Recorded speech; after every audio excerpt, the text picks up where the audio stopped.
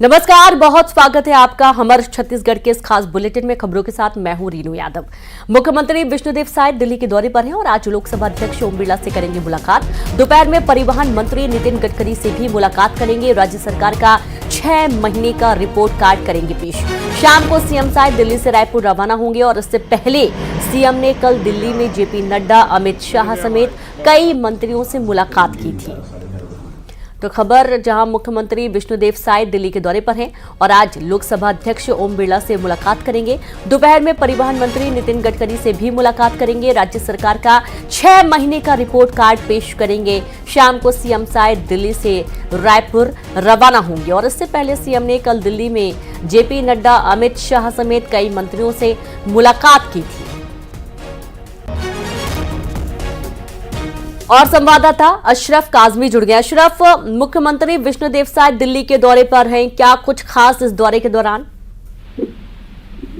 देखिए, मुख्यमंत्री 2 दिन के दिल्ली दौरे पर हैं और खास तो ये है कि वो दिल्ली से जब लौटेंगे तो रायपुर वालों के लिए काफी सौगात लेकर लौटेंगे। सबसे पहले ये आपको बता दूं, जब कल मुलाकात हुई तो 4 नई रेल लाइनों का उन्होंने डीपीआर बनवाने का मामला पेश किया था कि उसको मंजूरी केंद्र से मिल गई, डीपीआर बनना है और जो काम रुके हुए थे उनको पूरा कराना है। और इसी क्रम में आज वो सड़क परिवहन मंत्री नितिन गडकरी से मिलेंगे। राज्य की जो परियोजनाएं केंद्र की में अटकी हुई हैं अलग अलग कारणों से, उनको निपटाया जाएगा और नई सड़क परियोजनाओं के बारे में भी चर्चा की गई जिससे आम लोगों को आने जाने में राहत मिले। इसी तरह से कल वो श्रम मंत्री से भी मिले थे। श्रम मंत्री से भी उन्होंने राज्य में ईएसआई अस्पताल और खेलों के लिए अलग अलग जिलों में केंद्र खोलने की मांग की थी। तो कुल ये है कि दिल्ली दौरा आज शाम को पूरा हो जाएगा और वो देर रात तक रायपुर लौटेंगे। तो उनके पास राज्य के लोगों को देने के लिए काफी कुछ होगा, चाहे वो श्रम विभाग की तरफ से ईएसआई अस्पतालों में मजबूत इंफ्रास्ट्रक्चर की बात हो या फिर रेल नेटवर्क को मजबूत करना हो या सड़क परिवहन सड़क का जो नेटवर्क है राष्ट्रीय राजमार्गों का उसको मजबूत करना हो। इसी बीच वो आज दोपहर को लोकसभा अध्यक्ष ओम बिरला से भी मुलाकात करेंगे। ये एक उनकी सौजन्य मुलाकात होगी और उसके बाद में फिर वो दोपहर को मीडिया के लोगों से भी चर्चा करेंगे और अपना 6 महीने के रिपोर्ट कार्ड और अलग अलग मुद्दों पर चर्चा करेंगे। रेनू जी बिल्कुल, और बहुत शुक्रिया आपका अशरफ तमाम जानकारी के लिए। तो इस तरीके से 6 महीने का रिपोर्ट कार्ड पेश किया जाएगा। किस तरीके से काम किए हैं, क्या योजनाएं लाई गई हैं, कौन से विकास काम हुए हैं, तमाम जो साय सरकार की तरफ से फैसले लिए गए हैं उन तमाम फैसलों की जानकारी और जो योजनाएं उनका क्रियान्वयन कितने बेहतर तरीके से हुआ है। और जाहिर सी बात है कि इस दिल्ली दौरे के बाद जब वे रायपुर लौटेंगे तो बहुत कुछ खास छत्तीसगढ़ वासियों के लिए लेकर लौटेंगे और कई दिग्गजों से मुलाकात, मंत्री नितिन गडकरी से भी मुलाकात करेंगे मुख्यमंत्री विष्णुदेव साय। और अब बात बीजापुर से बड़ी खबर की। बीजापुर में नक्सलियों ने आईईडी ब्लास्ट किया। आईईडी ब्लास्ट में 2 जवान शहीद हो गए हैं, 4 जवान भी घायल हुए हैं और घायल जवानों को एयरलिफ्ट किया जाएगा। ऑपरेशन से लौटते समय आईईडी ब्लास्ट की चपेट में आ गए थे जवान। मंडी मरका के जंगलों में नक्सलियों ने ब्लास्ट किया, आईईडी ब्लास्ट किया और इस ब्लास्ट की चपेट में आने से 2 जवान शहीद हो गए, 4 जवान घायल हो गए हैं। तो सभी का इलाज किया जा रहा है और इन्हें अब एयरलिफ्ट किए जाने की तैयारी की जा रही है। बड़ी खबर, और सर्च ऑपरेशन लगातार किया जा रहा है। दरअसल नक्सली बौखलाए हुए हैं, लगातार जवानों को नुकसान पहुंचाने की कोशिश करते हैं और एक बार फिर से आईईडी की चपेट में आने की वजह से 2 जवान शहीद हुए हैं, 4 जवान घायल होने की सूचना है और सभी घायलों को हॉस्पिटल एडमिट किया गया है। तो लगातार नक्सलियों की तरफ से कायराना करतूत सामने आ रही है।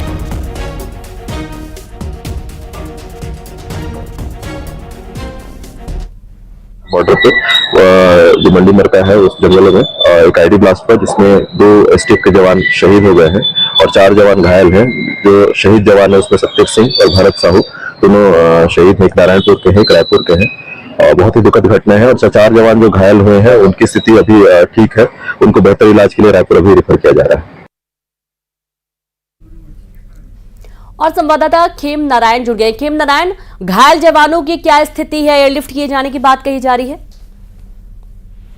जैसे आज बीजापुर में जो है नक्सलियों के द्वारा जो लगाया गया आईडी वो ब्लास्ट हो गया, जिसमें जो है 2 जवान शहीद हुए हैं और 4 जवान जो घायल हुए हैं उनको जो है बेहतर उपचार के लिए रायपुर भेजा गया है और रायपुर ले जाने के बाद जो है उनका उपचार जारी है और अभी जो है वो उस क्षेत्र में जो है सर्चिंग अभियान चलाया जा रहा है और देखा जा रहा है कि कहीं ना कहीं जो है नक्सलियों द्वारा इस प्रकार से जो काराना करतूत को अंजाम दिया गया है वो आसपास में जो है नक्सलियों को खदेड़ने का जो है सर्चिंग अभियान जारी है।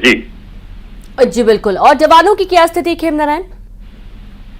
ये देखिए उपचार के लिए उनको रायपुर रिफर किया गया है और अभी जवानों की स्थिति जो है स्थिर बताई जा रही है और जो है उपचार जैसे जैसे आगे बढ़ता जाएगा उनकी स्थिति में सुधार होता जाएगा। जी ठीक है, बहुत शुक्रिया आपका जानकारी के लिए खेमनारायण। तो इस तरीके से उपचार किया जा रहा है और स्थिति अभी ठीक है और इन सभी को रायपुर रेफर किए जाने की बात भी सामने आ रही है।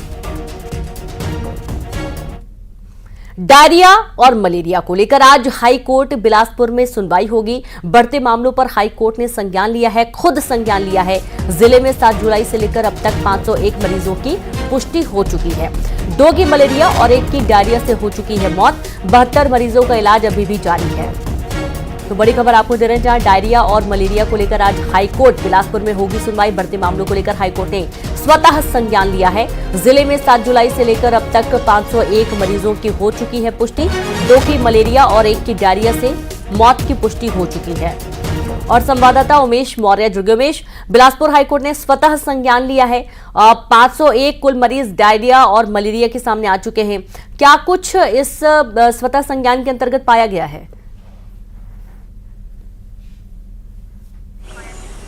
रेणु जी, देखिए आज इस पूरे मामले पर हाईकोर्ट में सुनवाई होनी है। हाईकोर्ट ने स्वतः संज्ञान लेते हुए स्वास्थ्य विभाग के जो तमाम अधिकारी हैं जिले के, उनको वहां पर तलब किया गया और ये जानकारी मांगी है कि डायरिया और मलेरिया से निपटने के लिए क्या कुछ उनके पास इंतजाम है और आखिर ये जो लगातार बढ़ते मामले हैं उनकी क्या वजह है, क्या धरातल पर जाकर विभागों ने क्या काम नहीं किया, जो नालियों से गुजरने वाली जो पाइपलाइनें हैं क्या उसको बदलने का काम नहीं किया, क्यों लीकेज है, आखिर जंग लगे हुए पाइपलाइनों को क्यों नहीं बदला गया। ये तमाम जो सवाल हैं ये हो सकते हैं कि हाईकोर्ट में आज पूछे जाएं स्वास्थ्य विभाग के अधिकारियों से, पीएचए के अधिकारियों से, नगर पालिका निगम के अधिकारियों से। चूंकि ये देखा जा रहा है पूरे प्रदेश में डायरिया का प्रकोप देखा जा रहा है। चाहे बिलासपुर संभाग की हम बात करें तो बिलासपुर के कोटा और इधर आपको चापा और जांजगीर, यहां पर लगातार डायरिया के मरीज मिल रहे हैं। इसके साथ ही मलेरिया के 2 मरीज जो मिले हैं उनकी उपचार के दौरान मौत हो गई है। बताया जा रहा है कि झोला छाप डॉक्टरों से ये मरीज जो हैं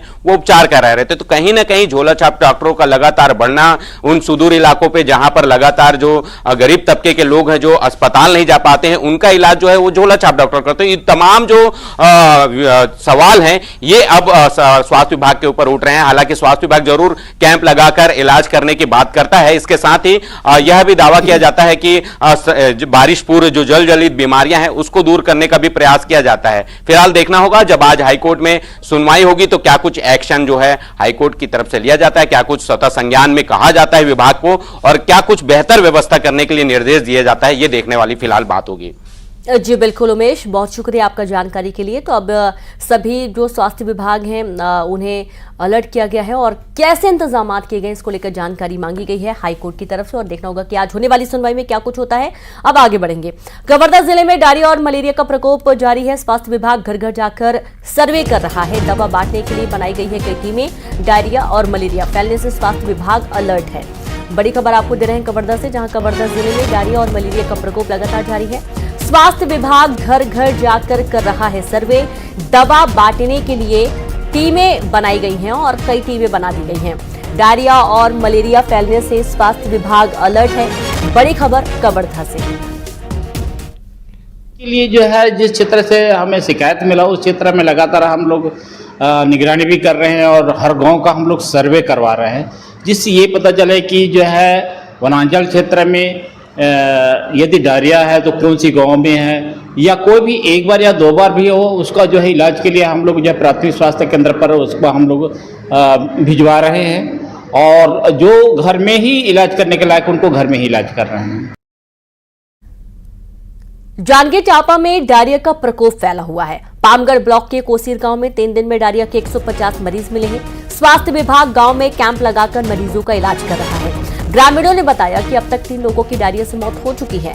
दूषित पानी पीने से गांव में फैला है डायरिया। बड़ी खबर आपको दे रहे हैं जांजगीर चांपा से, जहां डायरिया का प्रकोप लगातार फैला हुआ है। पामगढ़ इलाके में कोसीर गांव में 3 दिन में डायरिया के 150 मरीज सामने आ चुके हैं।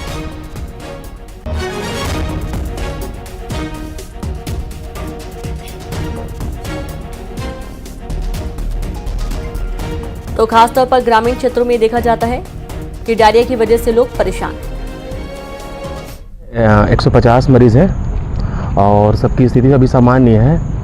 इस जिले के डायरिया पीड़ित क्षेत्र में कैंप लगाकर चिकित्सा स्वास्थ्य सुविधाएं दी जा रही है एवं वर्तमान में डायरिया की स्थिति नियंत्रण है। अभी डायरिया से मृत्यु सिर्फ एक ही बच्चे की हुई है ना, और 2 और अन्य मृत्यु हुए हैं, उनको दोनों को डायरिया नहीं हुआ था। तो सुना आपने। और डायरिया का जो प्रकोप है, हालांकि वो छत्तीसगढ़ के कई क्षेत्रों में देखा जा रहा है। 3 लोगों की डायरिया की वजह से मौत भी हो चुकी है और 150 लोग बीमार बताए जा रहे हैं। और ये डायरिया खासतौर पर दूषित पानी पीने की वजह से हो रहा है। बलौदाबाजार से खबर है, जहां जैत खंभ को नुकसान पहुंचाने के मामले में न्यायिक जांच की गई।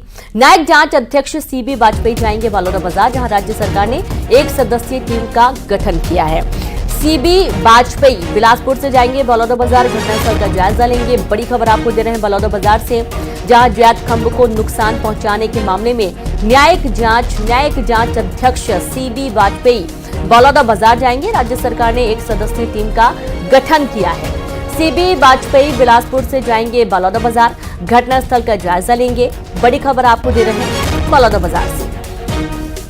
तो जो हिंसक झड़प हुई थी बलौदाबाजार में, उसकी जांच की बात कही जा रही है। जैत खंभ को नुकसान पहुंचाने की जांच के आदेश दिए गए हैं और इसके चलते जांच अध्यक्ष सीबी वाजपेयी पहुंचेंगे बलौदाबाजार।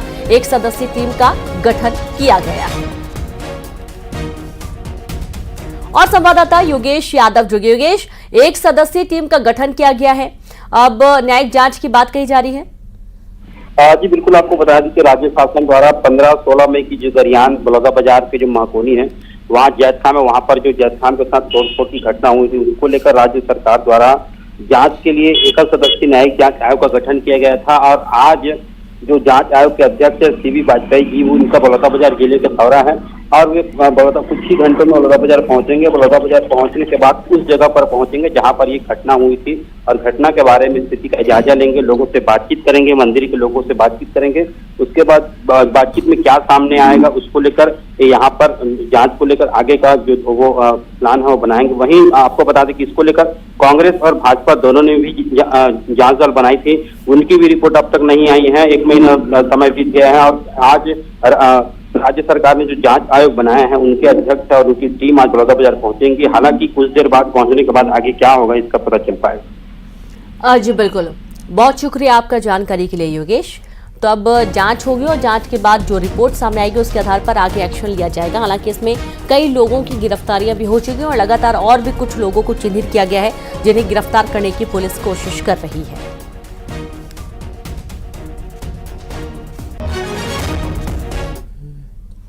रायपुर में आरोपी ने कानून का मजाक बना दिया है। पुलिस पेट्रोलिंग वाहन में वीडियो बनाया गया। हथकड़ी के साथ आरोपी संजू निहाल ने वीडियो बनाया, सोशल मीडिया पर वीडियो डाल भी दिया। पुलिस की कार्यशैली पर सवाल उठे हैं। थाना राजेंद्र नगर का ये पूरा मामला बताया जा रहा है। बड़ी खबर आपको रायपुर से दे रहे हैं, जहां आरोपी ने कानून का मजाक बनाकर रख दिया। पुलिस पेट्रोलिंग वाहन में उसने वीडियो बनाया और ये हथकड़ी के साथ आरोपी संजू निहाल ने वीडियो बनाकर सोशल मीडिया पर अपलोड भी कर दिया है। ये देखिए, जो वीडियो सामने आया वाकई में काफी चिंता का विषय कि आखिरकार हथकड़ी में रहने के बावजूद कैसे ये वीडियो बनाया गया और इसे सोशल मीडिया पर डाल भी दिया गया। पुलिस की कार्यशैली पर सवाल उठे। थाना राजेंद्र नगर का ये पूरा मामला सामने आया है।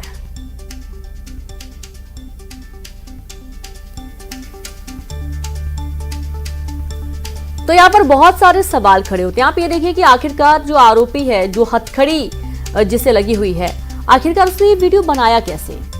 ये वीडियो किसने बनाया, कैसे ये वीडियो बन गया? उसमें पुलिसकर्मी भी मौजूद हैं, नजर आ रहे हैं वीडियो में, वाहन चलता हुआ दिखाई दे रहा है।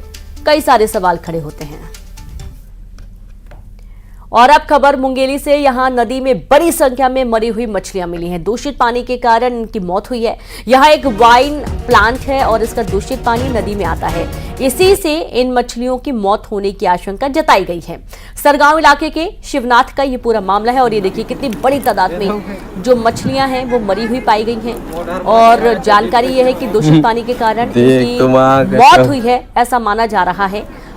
नदी में दरअसल यहाँ पर वाइन प्लांट है और इसका ही दूषित पानी इस नदी में आकर मिलता है, जिसकी वजह से इन मछलियों के मरने की आशंका जताई गई है। सरगांव इलाके के शिवनाथ का ही पूरा मामला बताया गया है।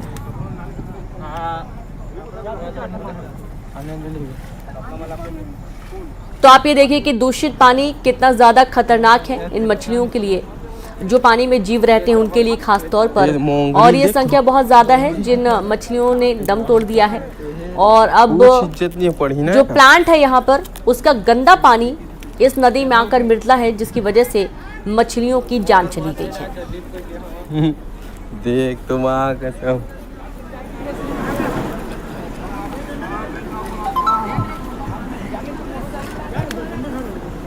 ये तो। और राजनांदगांव से खबर है, जहां खेत का एक हिस्सा बीचों बीच धंसा। खेत में 20 फीट धंस गई जमीन। घटना से गांव के लोग दहशत में हैं। पिंडरभानी गांव में घटना हुई है। बड़ी खबर है राजनांदगांव से, जहां खेत का एक हिस्सा बीचों बीच धंस गया। खेत में 20 फीट तक धंस गई जमीन। घटना से गांव के लोग दहशत में हैं। पिंडरभानी गांव में इस घटना को देखा गया है। तो ये देखिए, जो जमीन है वो धसक गई नीचे और खेत में जमीन धंसने की वजह से डर का माहौल है। खेत का एक हिस्सा बीचों बीच 20 फीट गहराई तक धंस गया और लोग दहशत में हैं, क्योंकि अब जाहिर सी बात है डर का माहौल है कि आखिरकार ना जाने कितनी ऐसी जमीन होगी जो धंस सकती है। और अंदर जमीन खोखली है, इस वजह से जमीन धंस गई है, साफ तौर पर समझा जा सकता है। और इसके चलते जो ग्रामीण है वो डर के साए में है।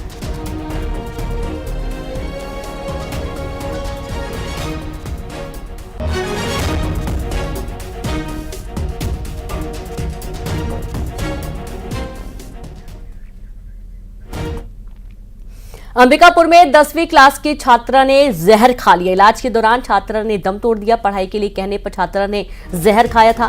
भाई ने पढ़ाई करने के लिए कहा था। परीक्षा में छात्रा की सप्लीमेंट्री आई थी और इस वजह से भाई ने बहन को पढ़ाई के लिए कहा था, थोड़ा जोर दिया था और इसी चलते जो छात्रा है उसने जहर खा लिया। खराब रिजल्ट आया, उसको चिंता नहीं थी, लेकिन भाई ने उसको कह दिया था, क्योंकि वो सप्लीमेंट्री आई थी, पढ़ाई करने के लिए फोर्स कर दिया गया था। और इस बात से छात्रा इतनी ज्यादा नाराज हो गई कि उसने जहर खा लिया और छात्रा की मौत हो गई। गरियाबंद में सांप के डसने से 2 लोगों की मौत हो गई है। सांप के डसने से भाई बहन की मौत हो गई। घर में सोते समय सांप ने डसा। अस्पताल में इलाज के दौरान मौत हुई है। धनोरा गांव के रहने वाले थे दोनों। बड़ी खबर गरियाबंद से है, जहां सांप के डसने से 2 लोगों की मौत का मामला सामने आया है। सांप के डसने से भाई बहन की मौत हो गई है। घर में सोते समय सांप ने डसा। अस्पताल में इलाज के दौरान मौत हुई। धनोरा गांव के दोनों रहने वाले बताए गए हैं।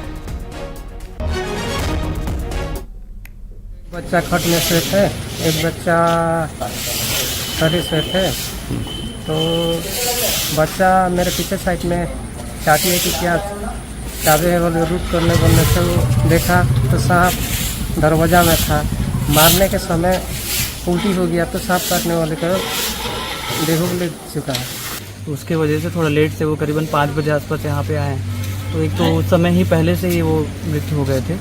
दूसरे को यहाँ मतलब कंडीशन ठीक नहीं था, झाग वाग आ रहा था मुँह से और गैस्ट्रिक में था पेशेंट। उसको ऑक्सीजन वगैरह लगाया, सक्शन वगैरह किए, जो प्राथमिक उपचार देना है सब किए। और अब खबर कोरबा से, जहां भारी भरकम क्रेन पलट गई। जी हां, एससीसीएल के कुसमुंडा खदान में भारी भरकम क्रेन पलट गई। हादसे में घायल हुआ क्रेन ऑपरेटर का अस्पताल में इलाज जारी है। हादसे से खदान सुरक्षा पर उठे सवाल कि आखिरकार क्या कोई सुरक्षा के इंतजाम नहीं थे, क्योंकि जिस तरीके से क्रेन पलटी है कई सारे सवाल खड़े होते हैं। हालांकि ऐसे हादसे अक्सर होते रहते हैं, लेकिन जब भारी भरकम क्रेन पलट जाती है तो जाहिर सी बात है लोगों में डर का माहौल होता है। एससीसीएल कुसमुंडा खदान में ये क्रेन पलटी है।